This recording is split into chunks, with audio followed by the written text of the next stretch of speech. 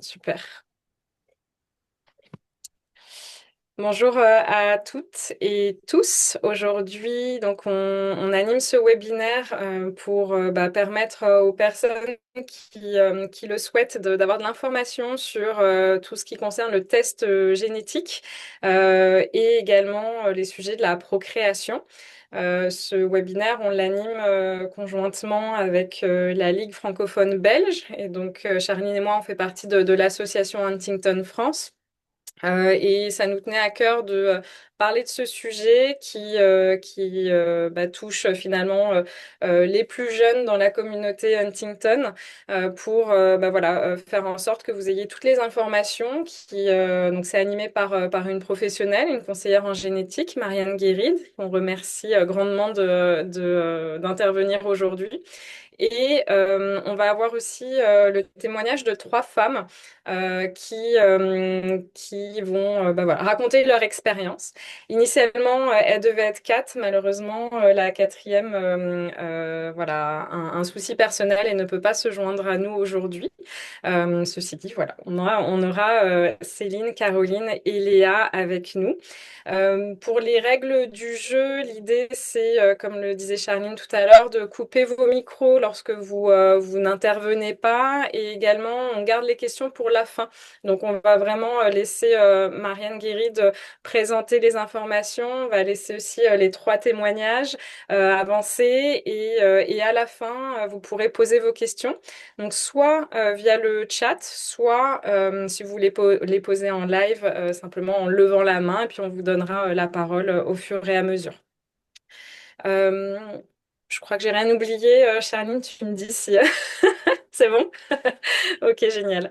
Donc je vais laisser la parole à Marianne Guéride.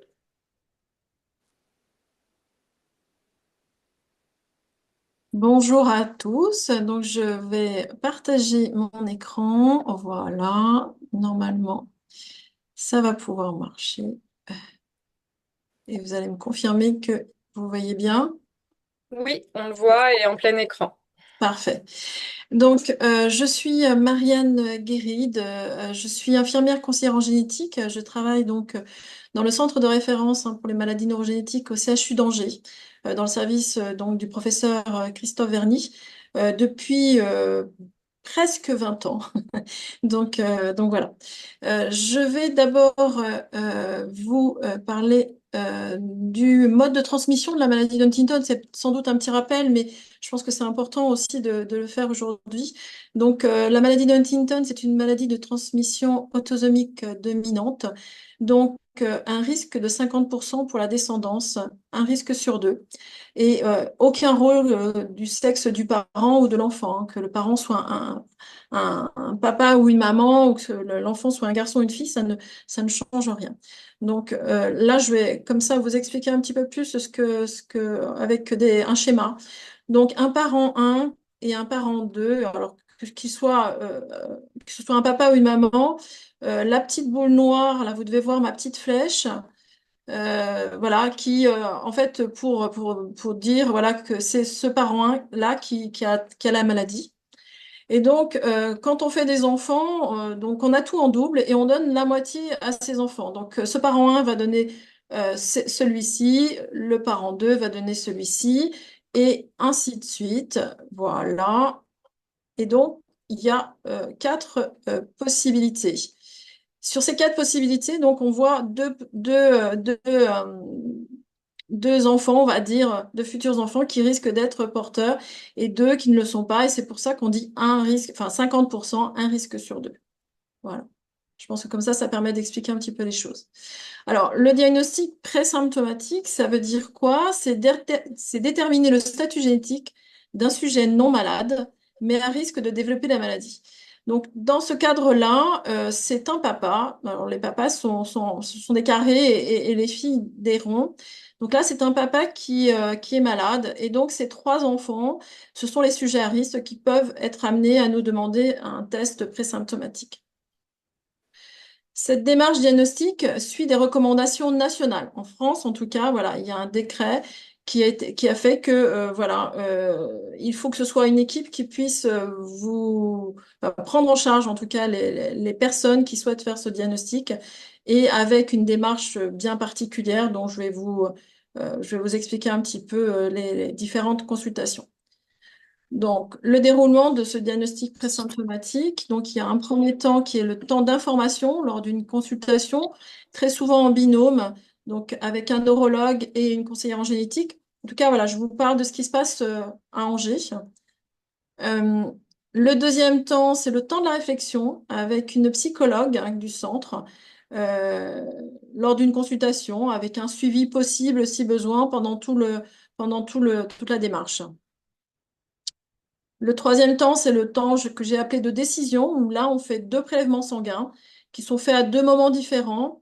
Alors, pourquoi deux prélèvements sanguins à deux moments différents? C'est pour s'assurer qu'il n'y ait aucune erreur d'étiquetage, la manipulation humaine, voilà, des tubes. La machine qui fait la recherche, elle ne se trompe pas, hein. Et bon, en faisant ces deux prélèvements, on est vraiment sûr à 100% de vous rendre un résultat fiable. Et les consentements signés, voilà, on vous fait signer en fait un consentement comme quoi vous donnez votre accord. Et ça, c'est pour toutes les recherches génétiques. On demande donc que la personne signe voilà, son accord pour faire cette recherche génétique. Le rendu de résultat se fait 2 mois après les prélèvements. Au total, cette démarche peut durer à peu près environ 6 mois. Euh, L'idée, c'est aussi de pouvoir abandonner cette démarche de façon temporaire ou définitive à tout moment. Si dès la première consultation, on faisait le prélèvement, voilà, il y a des gens qui, alors au tout départ de cette démarche présymptomatique, hein, au tout début, la moitié, en fait, n'allait pas jusqu'au bout. Donc, heureusement on a pu aussi faire ces différentes consultations. Et puis, bien sûr, quels que soient les résultats, on propose un suivi.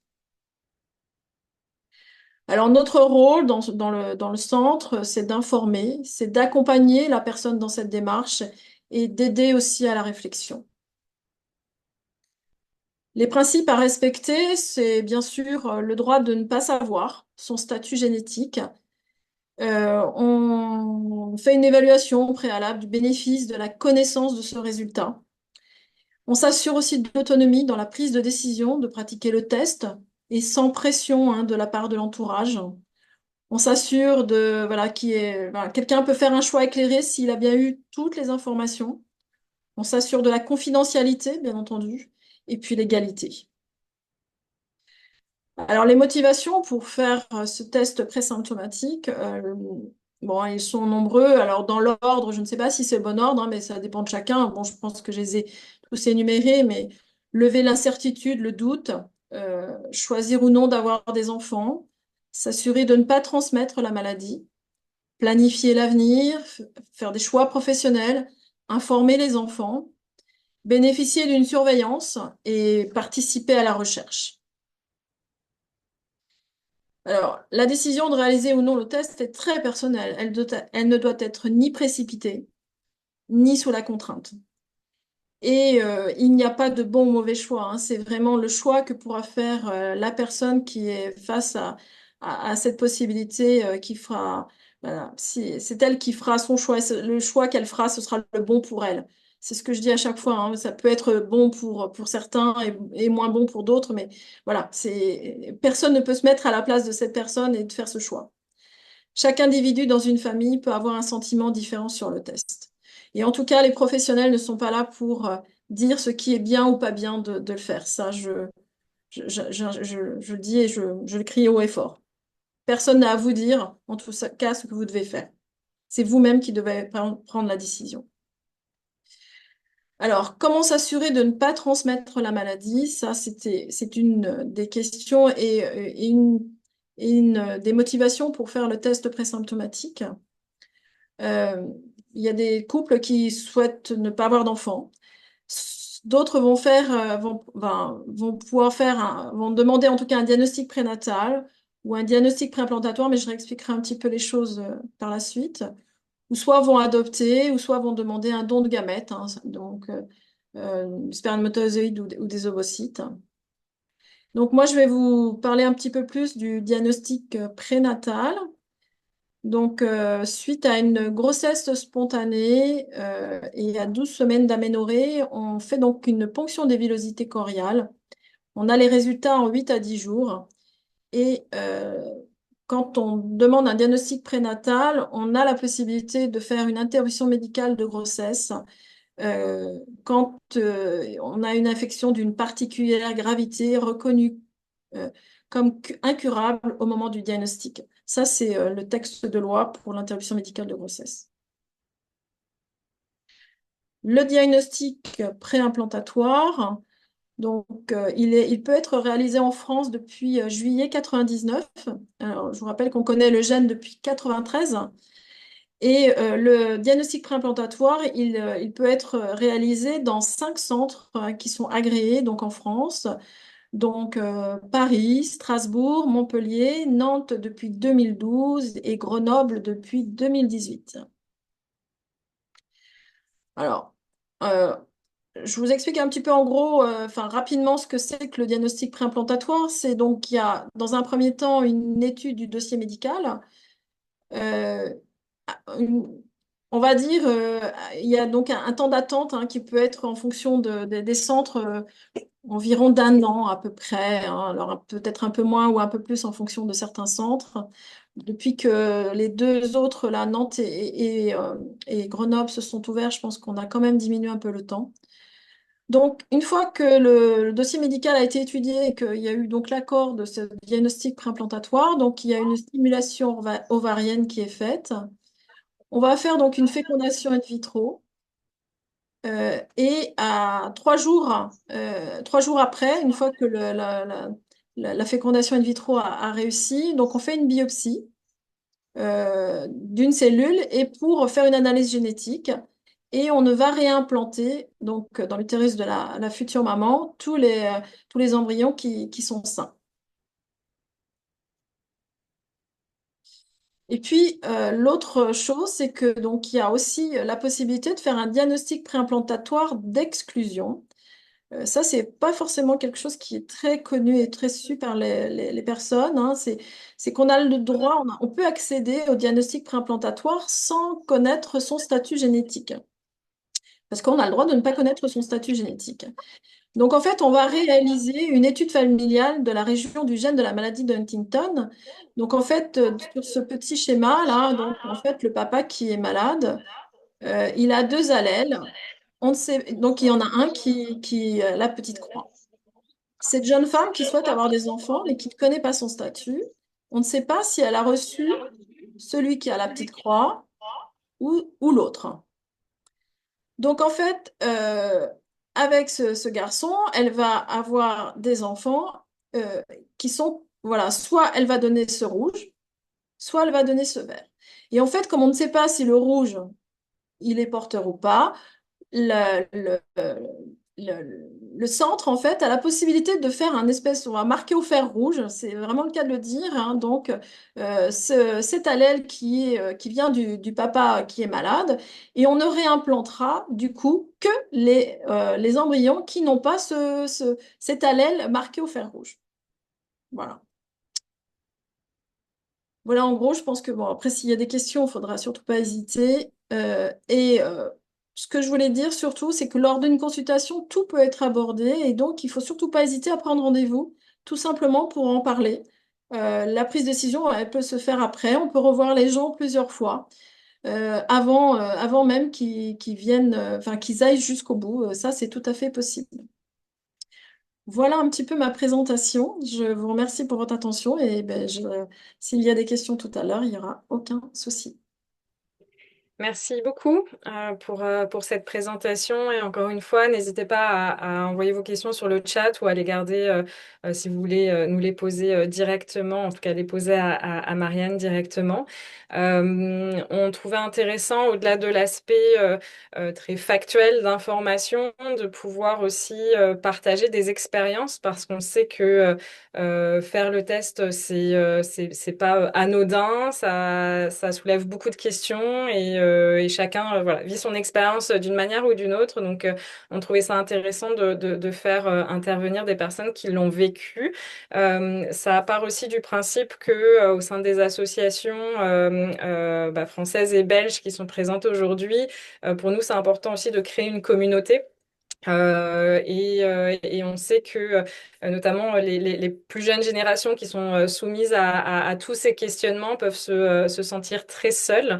Et c'est la raison pour laquelle donc on a créé, souhaité faire ce webinaire et également on crée un événement à Paris le 25 avril pour les moins de 35 ans. Donc on s'inspire un petit peu de ce que fait l'organisation HDO. Donc c'est une organisation américaine qui a ce genre d'initiative. On le fait de manière plus locale, francophone. Donc, vous avez toutes les informations sur nos sites respectifs et sur nos réseaux sociaux. Et l'objectif, c'est vraiment de se connecter, de se parler entre nous. On sait ce qu'on vit, ce qu'on a vécu, et c'est toujours intéressant de créer du lien dans ce sens-là. Petite aparté, petite parenthèse fermée, je vais donner la parole à Caroline qui elle, est en Belgique. Alors, juste avant ça, excuse-moi, Caroline, je ne sais pas si Olivier, tu voulais intervenir par rapport aux spécificités belges. Je sais il y avait pas beaucoup de différences avec la France, mais est-ce que tu veux intervenir maintenant? On ne t'entend pas. Après, dis-moi si tu préfères le faire Voilà, par... je suis là, mais je suis en ville, en fait, je suis en vélo, donc voilà, s'il y a un peu de monde à côté, il y a les terrasses. Ok. Globalement, en fait, c'est les mêmes recommandations internationales qu'on a ici en Belgique, c'est les mêmes qu'en France. En France, elles sont un peu plus codifiées avec le consentement écrit et les règles formelles. Il faut savoir ici qu'en Belgique, une des grosses particularités, c'est qu'on insiste très fort sur la majorité. J'ai pas entendu ça spécialement dans ce cas du Marianne. C'est peut-être aussi le cas. Maintenant, c'est ce que m'a relaté le neurologue avec lequel on travaille ici dans l'hôpital de référence. Une autre différence notable, c'est qu'en France, il y a une obligation légale d'informer tous les apparentés au premier degré. Donc, si on est dépisté positif, il faut effectivement avertir soit les enfants ou alors ses frères et ses sœurs dans ce cas-là. Donc ça, c'est vraiment les grandes différences. Ou sinon, en termes de consultation avec les psychologues et par après aussi avec l'accompagnement, c'est relativement identique avec ce qui se passe en France. Voilà, Merci. tant pis. Maintenant, je te laisse la parole, Caroline. Merci, oui. Bonjour à tout le monde. Je suis Caroline et donc je témoigne ce soir parce que donc moi j'ai fait un test dont le résultat a été positif et moi j'ai appris l'existence de l'AMH après mon mariage, donc c'est pas quelque chose avec lequel je vivais. Enfin c'était oui, ça m'est tombé dessus beaucoup plus tard et actuellement oui sinon je suis au tout début des symptômes pour vous situer un peu mon contexte. Mais donc moi, pourquoi j'ai fait ce test? Parce que j'avais envie d'anticiper un maximum de choses. Enfin, on s'entend bien dans tout ce qui était entre mes mains, tout ce que je pouvais faire. C'était, par exemple, je suis passée du secteur privé au secteur public. J'ai entamé une PMA avec des pays qui s'est bien passé. J'ai un petit garçon. Voilà, super nouvelle pour faire en sorte qu'il n'ait pas la maladie de Huntington. Et voilà, et puis j'ai mis l'accent sur un équilibre de vie global. Et puis j'ai fait une recherche au niveau des mutuelles. Enfin voilà, des choses comme ça, pratico-pratiques.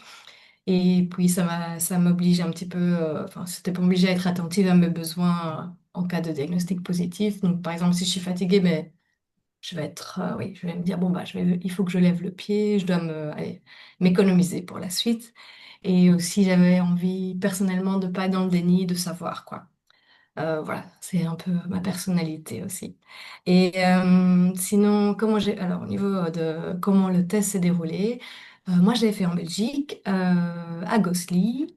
Ça s'est très bien passé. Donc, c'est à l'IPG. C'est une équipe pluridisciplinaire et c'était vraiment, bon, c'est pas une nouvelle facile, mais voilà, c'était une équipe très humaine. Donc, de ce côté-là, ça s'est bien passé. Et je me souviens qu'il parlait de la recherche en disant, mais voilà, il y a un petit peu d'espoir. Bon, on va pas, allez, non, allez, compter que là-dessus, mais voilà, ça faisait plaisir. Mais par contre, ça a été très difficile, enfin plus difficile pour mon mari d'avoir ces résultats. Donc oui, voilà, c'était pas évident dans l'histoire. Et sinon, alors les conseils que je donnerais à quelqu'un qui se demande si, enfin, qui est en questionnement par rapport au diagnostic, ce serait, je conseille de ne pas faire le test en espérant avoir un résultat négatif. Et aussi, moi je pense que faire le test, c'est pour les gens peut-être résilients, peut-être, enfin, il faut quand même être fort mentalement. C'est pas évident une fois qu'on a le reste. Enfin, si le résultat est positif, mais même avant d'avoir les symptômes, on se demande tout le temps, tiens, est-ce que ça commence? Et voilà.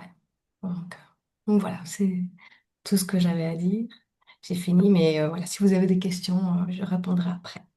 Merci. Merci beaucoup, Caroline. Euh, Maintenant, je vais laisser la parole à Léa, Léa qui est en France, elle. Bonjour tout le monde. Moi, je m'appelle Léa, donc j'ai bientôt 29 ans. Et je suis aussi porteuse du gène de la maladie. En fait, j'ai appris quand j'avais 20 ans que mon papa était malade. Je l'ai appris par ma belle-mère, donc pas du tout par un professionnel. En fait, c'est elle qui l'a emmené faire des tests et elle m'a téléphoné et elle m'a dit, écoute Léa, j'ai emmené ton père voir un neurologue, je pense qu'il a une maladie héréditaire. Je veux pas te donner le nom de la maladie, mais je pense que c'est ça. Et en fait, je sais plus quelle info elle a lâché, mais j'ai cherché sur Internet, j'ai trouvé ce que c'était et ça correspondait très bien à l'état de mon papa. Donc moi j'ai 20 ans, je suis déjà en couple depuis plusieurs mois, c'est sérieux, on voulait avoir des enfants. J'ai bien compris que j'avais une chance sur deux de l'avoir, comme mon père, et donc tout de suite je dis que je veux faire le test, c'est sûr. Enfin, pour moi la suite logique c'était mariage, enfant, c'est le moment quoi.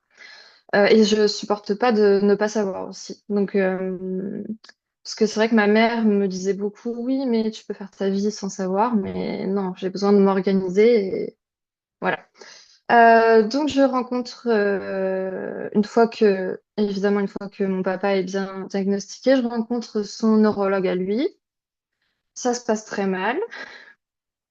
Donc il était suivi à Marseille à la Timone. Le premier échange est houleux, je quitte le bureau en furie. Et finalement, je vais voir une autre neurologue toujours à la Timone pour moi. Ça se passe pas beaucoup mieux.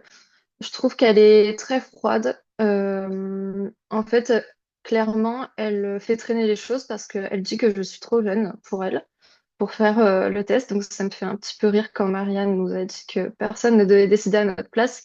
Moi, clairement, ça a mis plus d'un an pour avoir les résultats du test parce qu'elle ne voulait pas me le faire passer. Euh, voilà. Donc, oui, quand je dis qu'elle a été très froide, c'est parce que en fait, elle m'a dit, en fait, si vous êtes positive, on vous laisse dans la nature, il n'y a rien à faire, il n'y a pas de recherche, il n'y a pas de traitement, il n'y a pas de suivi. Surtout si vous n'avez pas de symptômes et que vous êtes jeune, on vous revoit jamais. Euh, il y a beaucoup de suicides auprès des jeunes qui apprennent qu'ils ont la maladie. Et par contre, vous ne pourrez plus voir la psychologue de la Timone. Ok, ben super. Donc, je me suis lancée dans l'aventure un peu désarçonnée. Heureusement, la psy a été adorable. Elle nous a vus avant, pendant et même après l'annonce des résultats, alors qu'elle n'était pas censée nous voir après, ce que je trouve vraiment abusé. Donc c'était en 2017, peut-être que maintenant c'est mieux, j'espère. Mais ouais, elle a accepté de nous voir en couple, parce que normalement c'était juste moi pour savoir si j'étais assez forte pour avoir une annonce négative, hein, clairement. Euh, et comme on était en couple et que pour nous, on voulait savoir pour notre avenir commun, elle a accepté de nous recevoir tous les deux plein de fois. Voilà. Euh, Désolée, je relis mes petites notes. En fait, j'ai pas encore les résultats, mais on avait décidé de partir à Londres, s'installer pendant un an. Et c'était déjà acté. Mon mari enfin, mon chéri avait un travail là-bas. Moi, je voulais ne pas trop en entendre parler. Je voulais être loin de mon père, que je voyais plus beaucoup, mais du coup, on m'a un petit peu forcé à recréer du lien parce que oui, il est malade, nanana. Et moi, je pouvais pas. Donc, je suis partie le plus loin possible. Euh, en fait, dans ma tête, j'étais malade, c'était sûr. Donc, sans savoir, sans avoir les résultats, pour moi, c'était foutu, quoi. Et là, je vais vous donner les pires erreurs que j'ai faites en partant à Londres. Bon, déjà, gros changement parce que je voyais plus ma mère, donc de qui j'étais proche. Je voyais plus mes amis. Je ne voyais plus la psy. J'étais sous traitement d'antidépresseurs, je les ai arrêtés toute seule. J'avais aucun suivi à Londres. Mon chéri travaillait, moi pas. Donc j'ai fait une grosse dépression parce que j'étais vraiment très seule. Et en fait, mes journées, c'était juste pleurer parce que moi, dans la vie, je voulais être maman. Et je m'étais dit, enfin, comme j'étais sûre de l'avoir, je m'étais dit, comme je l'ai, cette maladie, et que je ne veux pas la donner à mes enfants, je ne serai pas maman. Et donc j'ai fait ce deuil d'une maternité pendant cette année à Londres. Donc vraiment, mes conseils, c'est s'il vous plaît, avant et pendant et même après le test, ne partez pas, ne faites pas comme moi, restez avec les gens qui vous font du bien, parlez-en autour de vous, à vos proches, à vos amis, si votre famille veut pas en entendre parler. Euh, Trop chou vos petits messages. Euh, et surtout, ouais, ayez un bon psy, même si c'est pas le psy où vous êtes suivi, mais franchement, c'est hyper important. Je continue. Donc en fait, après un an à Londres, où je suis en dépression et où je fais une tentative de suicide, on décide de rentrer en France. Donc 2018, j'ai 21 ans, on m'annonce que je suis porteuse du gène de la maladie de Huntington, mais en fait c'est pas un choc pour moi, je peux même pas vous raconter parce que moi j'étais sûre que je l'avais, donc j'ai juste dit bon bah d'accord, et j'ai pris mon papier, je suis partie. De toute façon, la neurologue m'avait bien fait comprendre que elle voulait pas me revoir après. Donc voilà, je suis rentrée chez moi. Ça a été plus dur pour mes proches, pour ma maman et ma grand-mère. Donc elles sont pas du tout concernées hein, directement parce que c'était du côté de mon papa, mais ça a été très dur pour elles parce que elles espéraient encore que je sois pas porteuse. C'était pas dans le même état d'esprit que moi, donc ça a été compliqué. Donc, avec mon chéri, on décide de se marier parce qu'en fait, à l'époque, donc en 2018, il fallait 5 ans de mariage minimum pour pouvoir postuler, entre guillemets, à l'adoption. Donc, j'avais eu le rendez-vous, on s'était renseigné par rapport à la PMA, donc je vais peut-être pas trop redire ce que Marianne nous a dit, mais en gros, oui, voilà, les deux choses qui s'offraient à nous, c'était le diagnostic prénatal. On tombe naturellement enceinte, on fait une biopsie à 3 mois de grossesse, on avorte si le fœtus est malade. Je voulais pas avorter, donc j'ai dit non tout de suite. Et le diagnostic préimplantatoire, du coup, il faut faire une FIV, et comme l'a dit Marianne, les délais sont très longs. En 2018, on nous avait annoncé 5 ans d'attente entre deux FIV, sachant que déjà à Marseille, il y avait pas de centre, il n'y en a toujours pas. Et en fait, j'avais entendu beaucoup de témoignages qui disaient en fait qu'il y avait des couples au bout de deux, trois FIV qui ne fonctionnaient pas, qui ont fini par faire un enfant naturellement et tant pis sans savoir. Euh, et moi, j'avais pas du tout envie de perdre du temps. En fait, c'est surtout ça qui me faisait peur. J'avais que 21 ans, mais c'était le temps qui m'angoissait. Et je voulais profiter de mes enfants et pour moi, c'était pas possible d'encaisser tout ça, d'attendre, d'être déçu que ça marche pas, de retenter. Enfin voilà, c'était pas possible pour moi. Donc en 2019, on se marie. On a parlé à nos proches de pourquoi on se mariait si tôt, puisque j'étais très jeune. On leur a bien dit que j'avais cette maladie héréditaire, qu'on voulait adopter, qu'il y avait 5 ans d'attente, enfin 5 ans de mariage obligatoire, bref. Voilà, donc on s'est concentré sur notre mariage. Euh, Et puis ça allait jusqu'au moment où les questions des gens qui sont moins proches On commençait à me faire du mal. Donc, ah, le bébé, c'est pour quand? Ah, ben, est-ce qu'il est déjà en route? Forcément, puisqu'on n'allait pas parler de ça à tout le monde. Donc, j'ai revécu une période compliquée. Euh, Dès que je voyais une femme enceinte ou une maman, je pleurais parce que j'avais quand même toujours cette envie d'être maman. Euh, et en fait, en parlant avec ma belle-mère, mon belle-mère du coup cette fois-ci, la mère de mon mari, euh, elle m'a dit, mais Léa, en fait, si tu as peur d'être malade avant d'avoir des enfants, que ce soit par la FIV ou par l'adoption, bah, t'as qu'à tomber enceinte et ton enfant, tu l'auras dans 9 mois.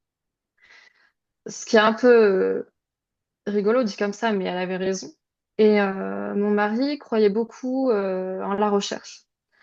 Donc, on a décidé de faire un petit garçon. Enfin, pardon, de faire un enfant. Finalement, c'est un petit garçon qui est né, voilà, qu'on a conçu naturellement. Je suis tombée enceinte très vite après notre mariage. Donc aujourd'hui, notre fils, il a 5 ans et demi. Évidemment, on ne sait pas s'il est porteur ou pas, puisqu'on ne peut pas savoir pour nos enfants, tant qu'ils ne sont pas majeurs. Euh, on lui en a parlé de la maladie. En ce moment, il a plein de questions par rapport à ça, donc c'est un petit peu compliqué. Euh, voilà, mais je suis très heureuse malgré tout d'avoir fait ce choix. Et pour un deuxième enfant, on s'est tourné vers l'adoption. Euh, donc là, on a obtenu notre agrément et on n'a plus qu'à attendre. Voilà, je suis désolée, j'ai peut-être beaucoup parlé. Ouais, je voulais pas te couper Léa parce que je pense que c'est intéressant aussi ton expérience et je crois que Céline est pas mal bavarde aussi. Mais c'est intéressant. Merci beaucoup Léa. Et puis comme ça, on va aussi laisser un peu de temps aux questions par Ouais, la ça suite. marche. Et peut-être que Marianne, vous voudrez aussi un peu réagir par rapport à ce qu'elle a dit aussi, Léa, par rapport à son expérience avec le corps médical.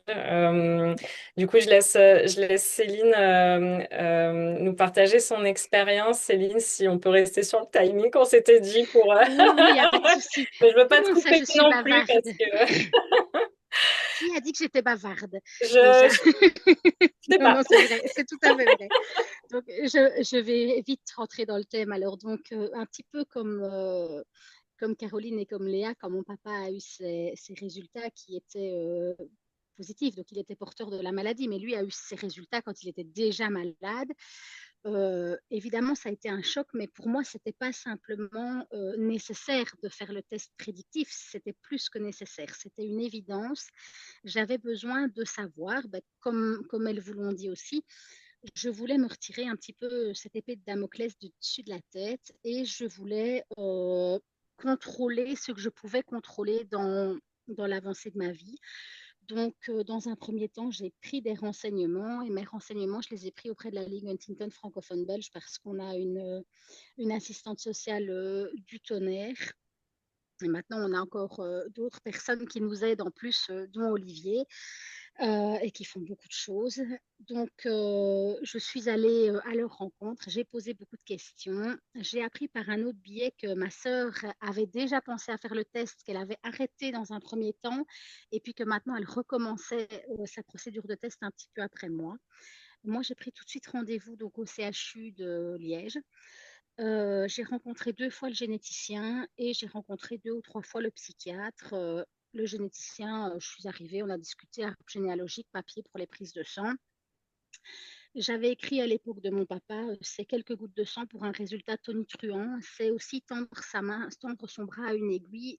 Et pour une fois, le simple fait de faire une prise de sang, il est plus si anodin que ça. Il prend toute une évidence et tout un sens et toute une difficulté. C'est plus stressant que d'habitude. Donc, je vois le psychiatre de l'équipe de Liège. Je parle un petit peu vite, j'essaye de rester dans le timing. Le psychiatre de l'équipe de Liège me trouve subitement suffisamment forte pour pouvoir lire le livre Le test de Jean Barema. Je ne sais pas si certains d'entre vous connaissent. C'est un journaliste qui a écrit un livre sur le fait de faire le test et on voit toute sa procédure de test à lui et tout le questionnement et tout le cheminement mental qu'il fait jusque-là. C'est très bien écrit, mais honnêtement, j'ai trouvé ça horrible. Je ne sais pas pourquoi il me l'a fait lire. parce que ça a été des crises d'angoisse permanentes pendant la lecture de ce livre. Chaque fois que j'ouvrais le livre et que je lisais une dizaine de pages, c'était une angoisse et c'était vraiment très, très compliqué. Pour lui, une fois suffit. Je n'ai pas besoin d'attendre plus. Je peux aller faire mes prises de sang. Je peux avoir mon résultat. Et mon résultat, normalement, je devais aller le chercher avec une amie, puisque le généticien ne voulait pas qu'on soit seul. C'était prévu avec une amie. Et mon amie m'annonce que malheureusement, elle a un rendez-vous hyper important pour sa grossesse, pour son suivi de grossesse ce jour-là. Donc, bon, bah, erreur d'agenda. Donc, je prends ma sœur avec moi. Et ça, c'est la plus grosse erreur que j'ai pu faire. Je vous expliquerai pourquoi après, plus tard. Au final, le rendez-vous dure 5 minutes. Je rentre, on me redemande mon nom, mon prénom, si je veux toujours avoir les résultats du test. Je dis oui, bien sûr, je veux savoir. Et on m'annonce que je ne suis pas porteuse de la maladie de Huntington. Je ressors avec le sourire, je préviens le peu de monde dans ma famille qui pouvait être prévenu à ce moment-là parce que comme mon papa travaillait encore, ça restait quand même fort secret, il avait quand même un poste à responsabilité. Et puis, je revois le psy et le psychiatre m'annonce tout de go qu'il ne pourra pas me suivre parce que il pourra pas me suivre plus longtemps parce que il suit ma sœur et que ma sœur a plus besoin de suivi que moi et que moi de toute façon j'ai déjà entamé une thérapie avec un psychologue à l'extérieur et que ce sera parfait nickel que je gère de toute façon très bien. Ce qu'il ne sait pas, c'est que moi, au fond de moi-même, j'ai le sentiment de ne plus vraiment appartenir à ma famille. Il me manque quelque chose, il me manque un morceau de puzzle. C'est pas du tout négatif, hein. Je suis très contente de mon résultat. Je ne m'appesantis pas là-dessus. C'est simplement, à un moment donné, on ressent cette chose-là. On se dit, mais mince, il me manque un bout de quelque chose dans ma famille. Et puis, j'ai toujours beaucoup de questionnements face aux résultats de ma sœur, qui devait avoir ses résultats un peu après moi. Elle nous les a cachés pendant longtemps et ce qui a été très très difficile, c'est d'avoir ces résultats. Parce que quand elle a bien voulu nous en parler, elle nous a dit, ben voilà, moi j'ai la maladie de Huntington. Et là, elle m'a dit quelque chose que je voudrais détruire à tout jamais dans la tête de tout le monde parce que ce n'est pas vrai. Elle m'a dit, de toute façon, Céline, quand toi, tu as eu tes résultats, j'ai su que moi, j'étais positive. Et non, ce n'est pas ça. Ce n'est pas parce que moi, je l'ai qu'elle elle ne l'a pas. Le dessin de Madame Guérit tout à l'heure l'a très bien montré. On a chacun 50% de chance de l'avoir. Et ça, il faut vraiment se l'ancrer dans le cerveau et se l'ancrer bien loin parce que c'est quand même hyper important de pouvoir le voir comme ça.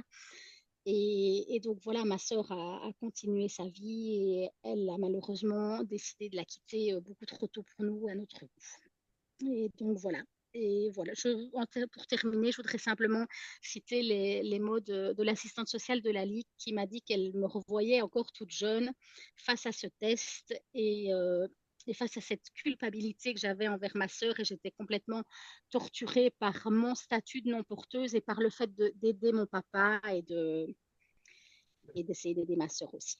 Voilà, merci à tous de m'avoir écouté. Merci beaucoup Céline pour ce témoignage. Donc vous avez vu ces trois témoignages très différents, des expériences différentes, avec aussi des résultats différents.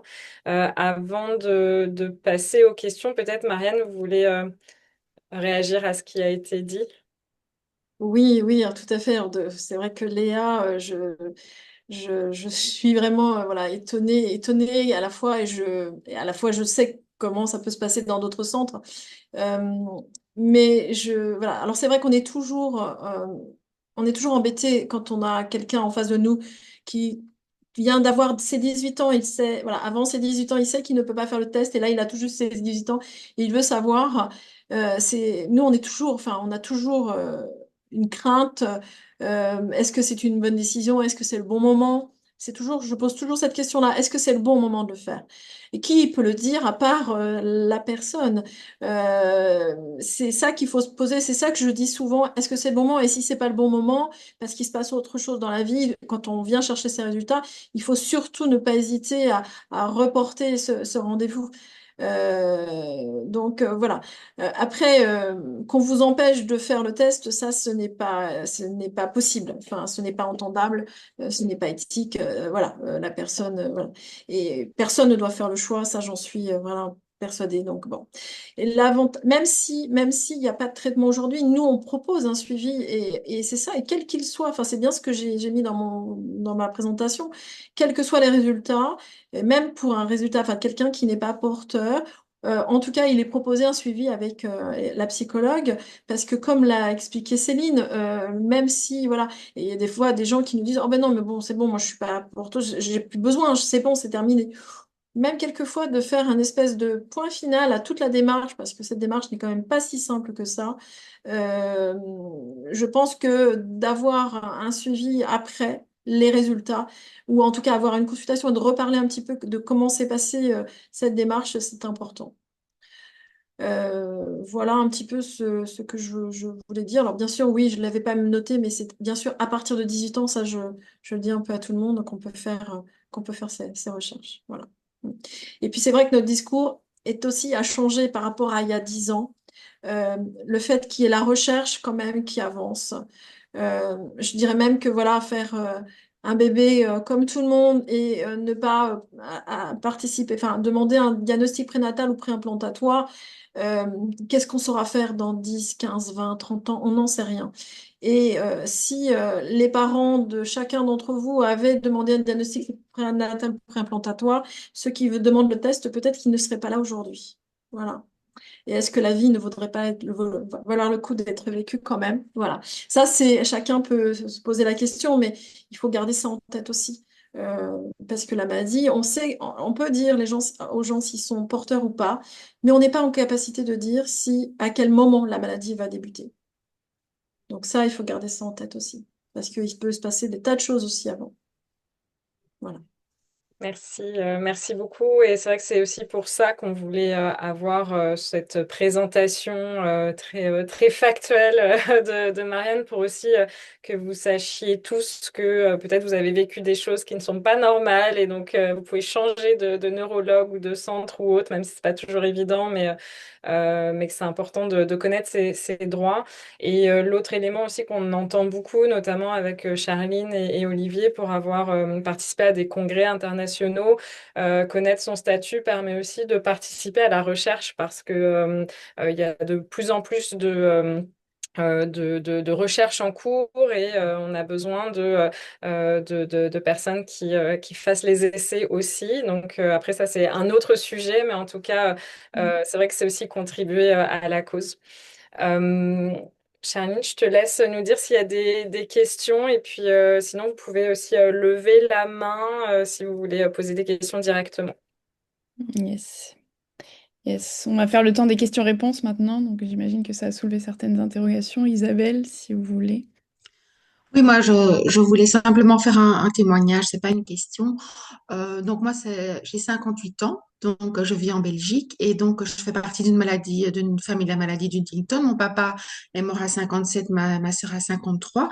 Et donc, je suis un petit peu, par rapport au super témoignage des jeunes filles, un petit peu dans l'inverse, c'est-à-dire que moi, quand j'ai appris que mon papa avait la maladie d'Huntington, j'avais déjà mes enfants, j'avais 35 ans. Donc, ça m'est tombé dessus en me disant, tiens, et le médecin qui m'a annoncé ça m'a dit, la maladie d'Huntington de mon papa, il ne fallait pas avoir d'enfant, madame. Ça, c'est ce qui m'a été dit, sans savoir si moi j'étais porteuse ou pas. J'ai laissé ça dans un coin de ma tête pendant, je dirais 15 ans. Et quand mes enfants ont commencé à me poser des questions, 18, 20 ans, parce qu'ils voyaient ma sœur qui dégradait de plus en plus, j'ai décidé de faire le test pour pouvoir annoncer à mes enfants ce qu'était la maladie de ma sœur et surtout s'ils étaient porteurs ou pas. J'ai eu la chance d'avoir un test négatif et de pouvoir dire à mes enfants qu'il y avait.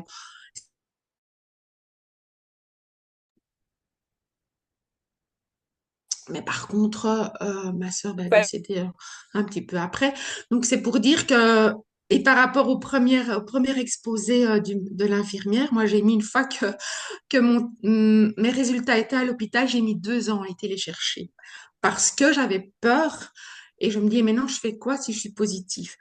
Mes enfants, moi. Et puis finalement, pour moi, tout s'est bien passé. Ma sœur pas.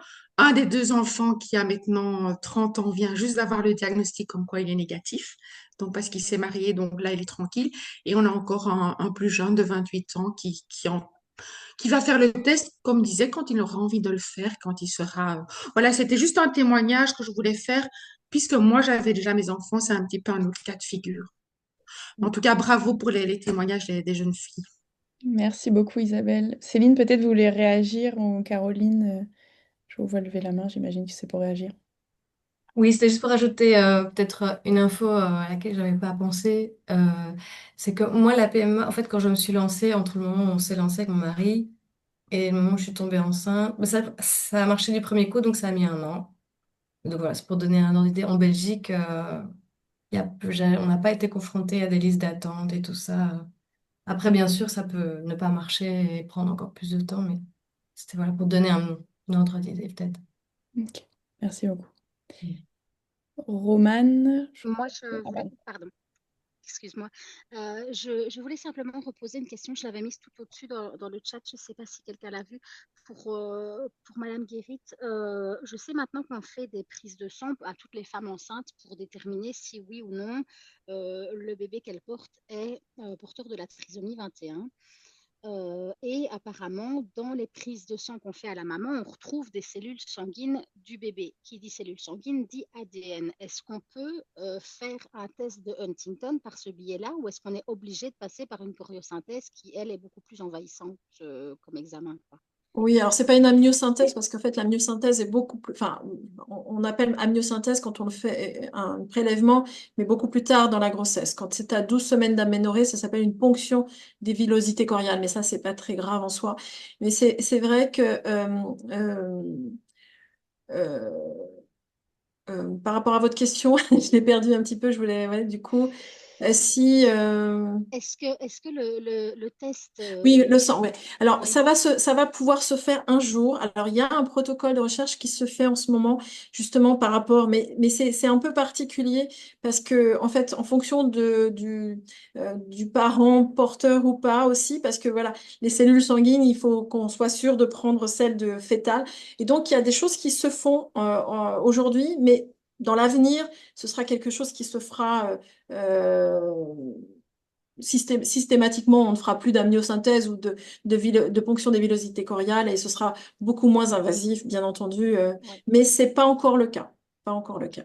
Ouais. Eh bien, merci, parce que je Mm. trouve que c'est une super nouvelle pour toutes les futures mamans. Ouais. Mais il faut attendre encore un petit peu.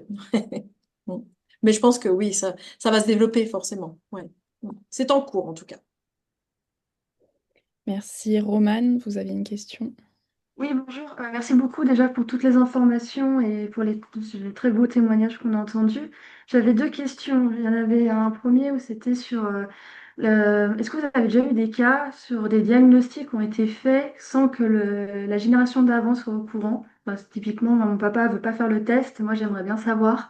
Et mon grand-père était porteur, ça c'est sûr. Et la deuxième question que j'avais, c'est plutôt sur les mamans qui sont porteuses et qui ont eu des enfants qui le seront soit pas, soit vous ne savez pas. Est-ce qu'il y a une façon de parler de ça à vos enfants? Est-ce qu'il y a des moyens de mettre en place des choses en amont pour pas que eux aient le poids de la maladie trop fort, qu'ils ne deviennent pas des aidants par défaut, ce genre de choses? Je vous remercie. Alors, je peux répondre à la première question dans un premier temps. Donc, en fait, si j'ai bien compris, c'est votre maman qui n'a pas fait le test et c'est un de vos grands-parents qui a la maladie, c'est bien ça? Oui, c'est mon papa qui n'a pas fait le test et c'est Ah, mon voilà. grand-père qui était de son côté qui était malade. Ouais. Alors, on sera toujours embêté. C'est vrai que ça peut être très difficile de ne pas répondre à votre demande puisque vous avez le droit de faire cette demande. Maintenant, le problème, c'est que bah, si on vous annonce que vous êtes porteuse, ça veut dire que vous allez connaître le statut de votre père qui, lui, ne veut pas savoir. Donc voilà, si vous n'êtes pas porteuse, bah, ça ne dira pas, enfin, on ne pourra pas savoir si votre papa l'est ou pas. Maintenant, si vous êtes porteuse, ça voudra dire que votre papa l'est. Est-ce que lui, bah, du coup, Mais non, en fait, nous, on a un deal. J'ai parlé à mon père que j'aimerais faire les tests, mais que s'il veut pas savoir, je ne l'informerai pas des démarches. Donc, il ne sait pas où est-ce que j'en suis, si j'ai pris rendez-vous ou pas, et j'ai pas prévu de lui dire quoi qu'il en soit pour le moment. alors ça Parce peut que être très lourd quand même, hein, d'avoir une information que vous n'allez pas transmettre à votre papa. Je pense que, enfin, psychologiquement, c'est quelque chose de très difficile. Je pense que on peut comprendre tout à fait hein, que votre papa n'ait pas envie de savoir. Il a le droit de ne pas savoir. Hein, ça, je l'ai bien mis aussi. Euh, c'est vrai qu'on sera en difficulté. Maintenant, on ne pourra pas dire non à votre demande. On pourra que accéder à votre demande. Mais D'accord. on aura peut-être envie d'en parler, peut-être avec votre père aussi. Mm. Ok. Ouais. C'est Ça, c'est compliqué, c'est Oui. compliqué. Oui. Mais vous avez jamais eu cette situation auparavant où les gens... Si, si, bien sûr, bien sûr. D'accord. Ok. Ouais. Ouais, ouais. Oui, oui, vous n'êtes pas la première. Vous Ok, n'êtes ça pas marche. la première. Merci. Ouais. Et vous aviez une deuxième question. Je ne sais pas si j'ai. Oui, c'était plutôt lié au fait d'être porteur de la maladie, donc savoir qu'on va la déclarer un jour et de choisir d'avoir des enfants. Est-ce qu'il y a des choses à faire, à mettre, qui peuvent se mettre en place pour éviter qu'ils soient trop, enfin, qu'ils aient le poids de la maladie en plus, enfin, pour au moins les préparer, ce genre de choses, si ça existe un peu ce type de parcours. Alors, c'est vrai que c'est toujours compliqué. Qu'est-ce qu'il faut dire aux enfants et quand leur dire? Euh, les tabous, c'est dévastateur. Ça, on en est sûr. euh, Tout professionnel et je pense que toute personne qui est amenée à vivre des choses difficiles, je pense que les enfants, ce sont des vraies éponges et ils peuvent imaginer des choses bien plus graves si on leur cache quelque chose. Donc ça, je pense que c'est important de pouvoir, en tout cas, répondre à leurs questions. Et ça, c'est vraiment... Alors, les enfants, et en général, ils posent des questions jamais au bon moment, hein, quand vous êtes en voiture. Mais vous avez le droit de leur dire, bah écoute, là, c'est pas le bon moment, je ne peux pas, vous êtes dans les bouchons, ça tourne de partout, voilà, mais c'est pas le bon moment, vous avez le droit de leur dire, mais par contre, il faut y revenir. Et le principal, c'est qu'ils sachent, les enfants, que ils peuvent poser des questions et que vous êtes prêts à répondre et que c'est possible. Ça, je pense que c'est ça qui est important. Après, bah, comment le dire? Bon, je crois que les associations, enfin, je suis sûre, les associations de patients ont des petits livres aussi qui peuvent être ça peut être intéressant en tout cas pour pouvoir échanger et parler de la maladie parce que comment en parler et quand on a une fratrie avec des âges différents, à quel moment on le fait et on n'a pas forcément les mêmes mots. Donc, il y a plusieurs livres qui existent et qui peuvent aider en tout cas les parents à échanger, en tout cas avec leurs enfants, sur ça. Mm. Oui, juste pour compléter, tout à fait, il y a des ressources qui existent, des petits livres pour les enfants, pour en parler avec eux, mais aussi des conseils pour les parents, selon l'âge, Oui, de savoir jusqu'où on peut aller ou pas. Alors, ça reste que des conseils, mais ça aide quand même pas mal. Donc, mm. si vous ne le trouvez pas sur notre site internet, n'hésitez pas à nous envoyer un petit email et on vous répondra. Les Super. supports, c'est important, oui. Mm. Mm. Bah, super, je vous remercie et encore merci pour ce webinaire. Tanguy. Oui, bonjour. Moi, j'ai mon épouse qui a été diagnostiquée il y a 6 ans. Et donc, ça veut dire que forcément, un de ses parents a la maladie ou il y a des formes plus light et on ne le sait pas forcément parce qu'ils sont toujours en vie. Ils ont 84 et 75 ans. Et visiblement, à ce jour, ils n'ont pas la maladie. Et aucun test n'a été proposé aux parents. Non, puis je ne me sens pas de les forcer à faire un test. Non, non, non, mais ça peut être, en tout cas, les médecins qui ont fait le diagnostic chez votre femme peuvent, enfin, notamment pour l'information à la parentèle, parce que, Alors, on nous avait dit d'informer tout le monde, donc on a informé tout le ouais. monde. Mm. Mais bon, voilà, après. Alors c'est vrai que là, c'est un peu difficile de répondre. Maintenant, des fois, on peut avoir quelques signes de la maladie et les professionnels vont les voir très tôt. Mais quand on est membre de la famille et quand on connaît, enfin, ça dépend aussi que si on connaît la maladie ou pas, ça peut être aussi un petit peu difficile de faire le diagnostic ou de se dire oui, ça peut être telle ou telle personne. Mais c'est vrai qu'il peut y avoir des âges de début différents. Voilà. Donc, il y a différentes choses aussi qui pourraient dire que ça peut être le papa ou la maman. Donc, bon, là, je pense que, enfin, notamment pour Il y a la forcément une préparation à la descendance. parentèle. Ouais, pardon. Il y a forcément une descendance dans la maladie.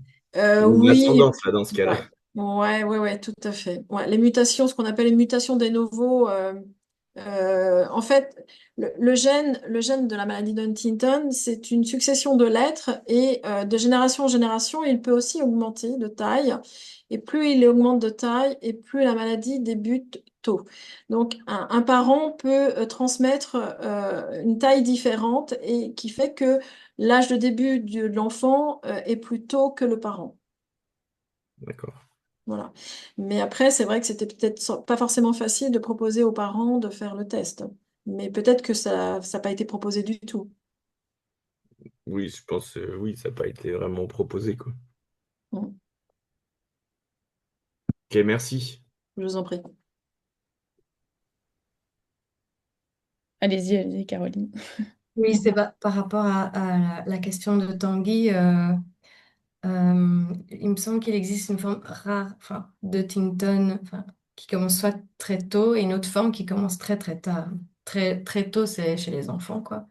Et très tard, c'est et après passer 60 ans et c'est peut-être ce cas de figure alors, Tanguy. Enfin, Marianne Guéret, tu peux me compléter Oui, si. alors, Mhm. quand la mutation est transmise par un papa, cette mutation peut être augmentée vraiment de façon très importante et c'est souvent, enfin, c'est dans ce cadre-là qu'on peut avoir des maladies chez des gens très jeunes, notamment même des enfants. Donc voilà, je peux pas faire le diagnostic de la famille de ces Tanguy, hein. Voilà, mais peut-être que voilà, on pourrait penser ça. Maintenant, tant qu'on ne fait pas de prise de sang chez les parents, ben on est sûr de rien, quoi. On est sûr de rien. C'est ça qui permettrait. Et je pense que c'est peut-être dommage de ne pas l'avoir fait chez les parents parce que Oui, l'information alors a moi permis tellement. le sujet aussi délicat, c'est que si jamais donc mes beaux-parents font le test, derrière ça embarque les frères et sœurs de ma femme aussi. Ben, ils sont quelque part en Oui, bas, oui, de toute on leur façon. a dit, mais je pense que voilà, tant que vous n'avez Mais pas trouvé la il y a aussi maladie, toute la fratrie de vos oui. beaux-parents et du coup, les générations qui en découlent. Il n'y a pas Mm. que, voilà, donc il n'y a pas que voilà, il y a aussi les cousins, les Oui, par petits-cousins. effet domino, Ben oui, ouais, ouais. c'est Donc, tout le sujet. ouais. Bon, après, voilà, je suis pas médecin.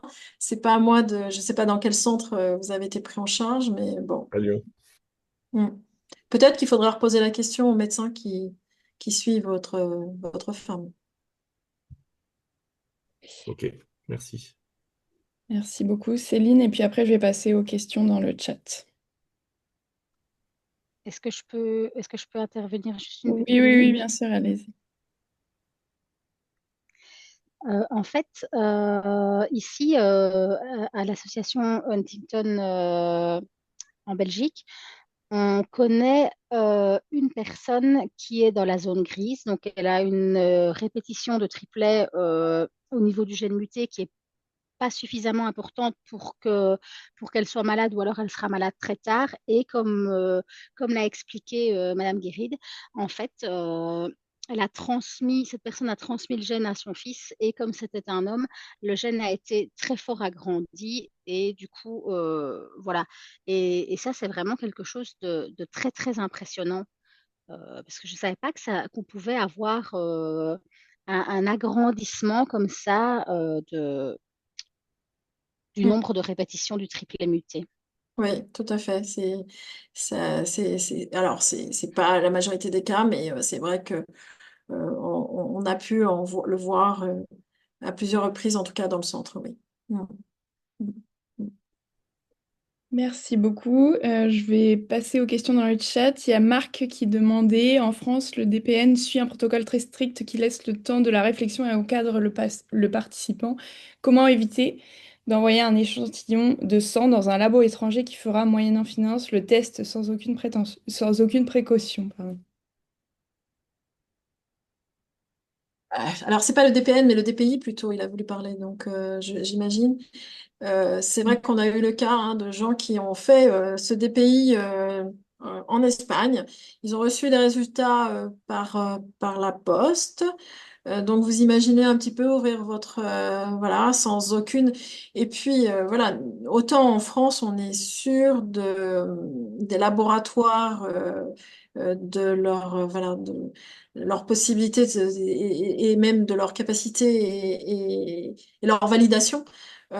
Autant dans les pays étrangers, ben nous, enfin voilà, en tout cas, on peut pas confirmer que les choses soient vraiment sûres. Donc, enfin, c'est sans aucun accompagnement, que ce soit par un médecin qui puisse expliquer les choses, par une psychologue. Bon, il y a des gens qui l'ont fait, qui sont revenus nous voir après. Euh, c'est c'est pas, c'est pas la meilleure des solutions. Je pense que voilà, c'est vraiment, ça peut être catastrophique quand même. Mm. Mais ça peut être tentant, hein, je comprends. Alors après, je sais pas combien ça coûte non plus, mais bon, mais sans être complètement sûr des résultats. Merci. Il y a Nadège qui demandait, avoir un résultat positif au diagnostic veut forcément dire avoir des symptômes ou bien est-ce possible d'être asymptomatique? Alors, si cette personne, alors, si on lui a dit qu'elle était porteuse, donc en fait, tout dépend du nombre de ce qu'on appelle du nombre de CAG, hein, c'est les trois lettres qui se suivent et qui font que on peut dire ben, on est porteur ou pas. Euh, En fonction de ces résultats, et si on lui a dit qu'elle était porteuse, c'est qu'elle veut dire qu'un jour, oui, elle va développer la maladie. Mais quand, on ne sait pas. Et en fonction de son âge d'aujourd'hui, on peut dire que bah, dans 20, 30 ans, on espère bien qu'il y aura des traitements qui feront que la maladie ne va pas se développer. Mais ça, aujourd'hui, voilà, il y a des protocoles de recherche qui sont en cours où on travaille beaucoup, en tout cas, sur Angers, et on est vraiment très, très partie prenante. Donc, voilà, on espère bien, mais on peut pas l'affirmer aujourd'hui. Mais voilà. Si on pouvait au moins diminuer, ralentir l'évolution, est-ce qu'on arrivera complètement à enlever cette maladie? Je ne sais pas. Mais si ça permet que le début de la maladie débute 10, 15, 20 ans plus tard, ben, ce serait déjà chouette.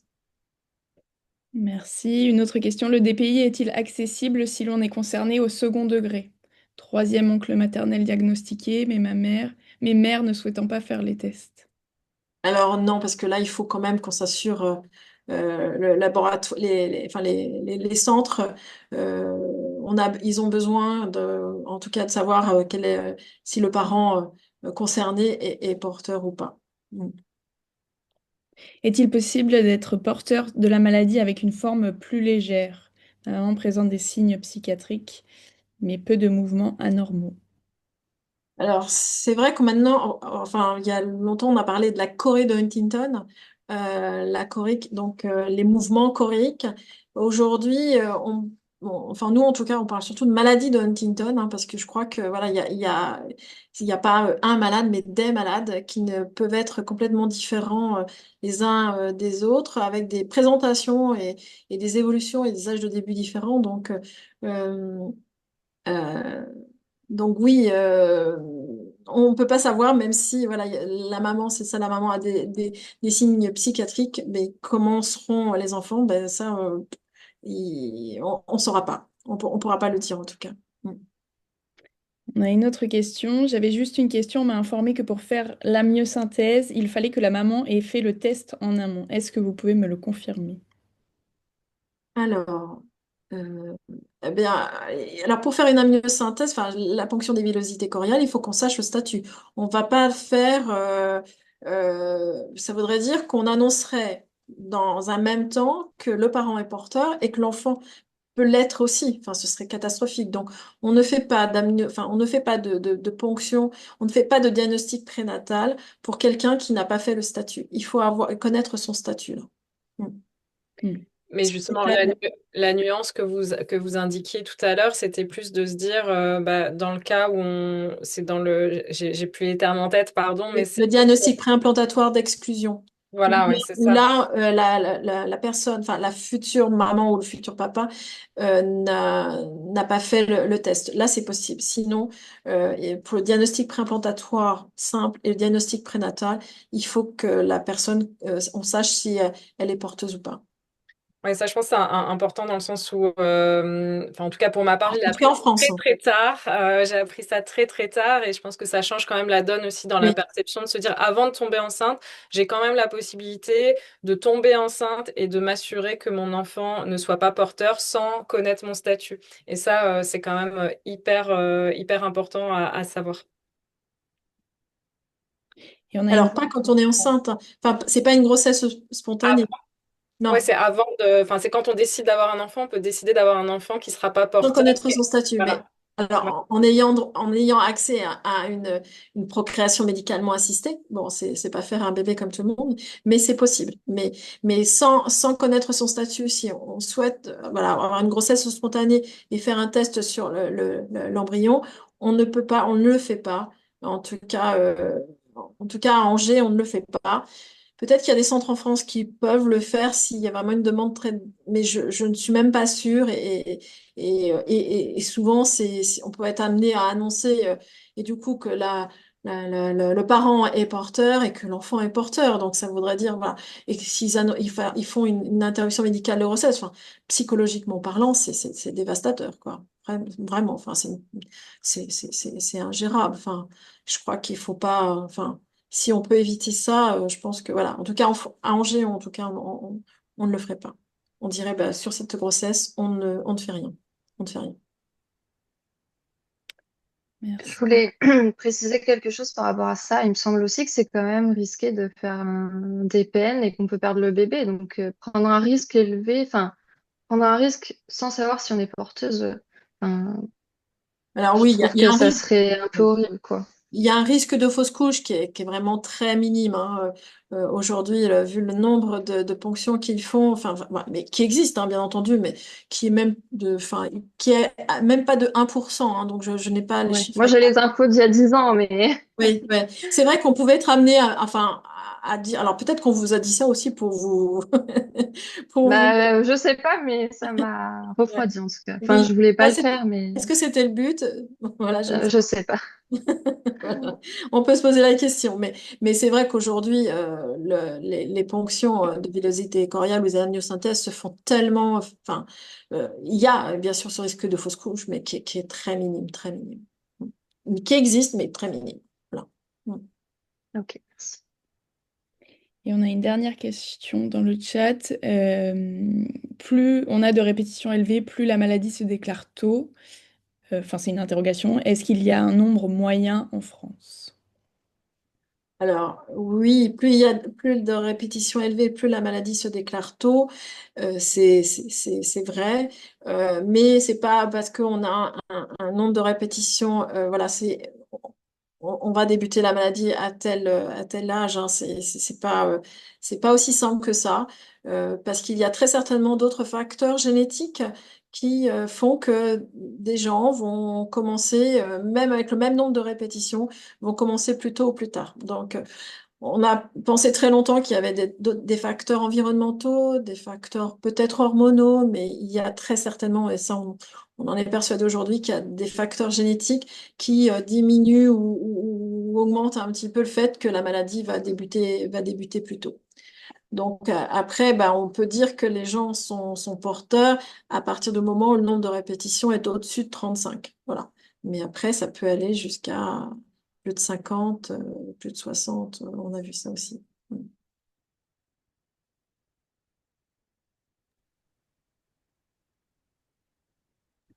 Oui, Caroline.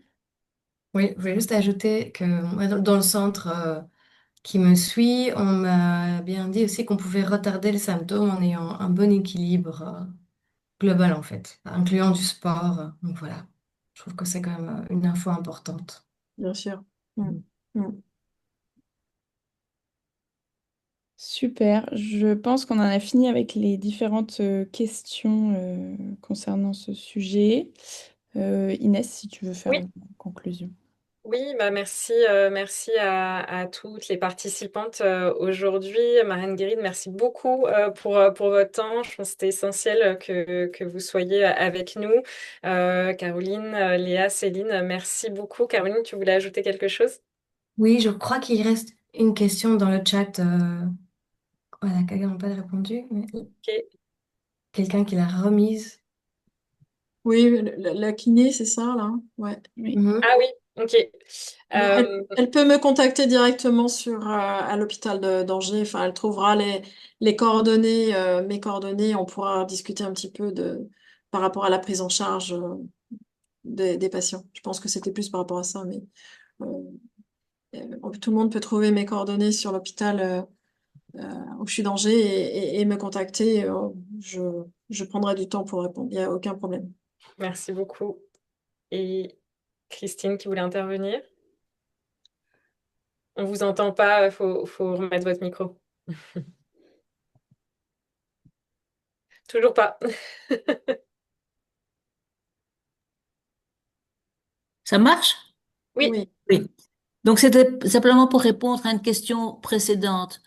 À l'heure actuelle, quelque chose de relativement récent, c'est que on a étudié la répétition des trois lettres, les CAG, CAG, CAG, et il semblerait que si les CAG sont interrompus par certains éléments, ça stabilise, je dirais, la répétition des triplets et éventuellement, donc c'est un peu pour l'instant ce qui se passe en 2026, on pense que on va pouvoir, dans certaines circonstances, surtout quand le nombre de répétitions est en dessous de 42, on va pouvoir dire un peu plus précisément que maintenant si la maladie va apparaître tard ou tôt.